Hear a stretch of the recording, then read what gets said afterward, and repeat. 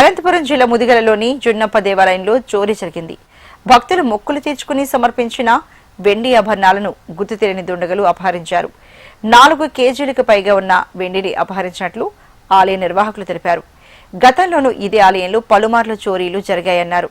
దీంతో విషయం పోలీసుల దృష్టికి తీసుకెళ్లగా ఘటనపై పోలీసులు దర్యాప్తు చేపట్టారు. దేవాలయాలను లక్ష్యంగా చేసుకుంటున్న దుండగులపై నిఘా పెంచాలని గ్రామస్తులు కోరారు.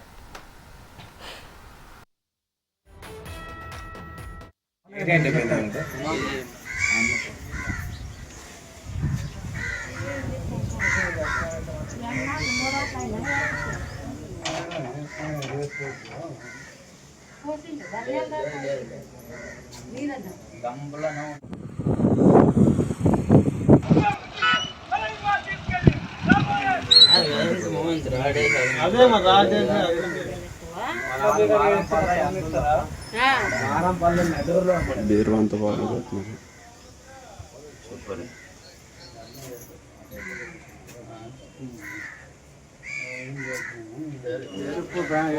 ఫోటో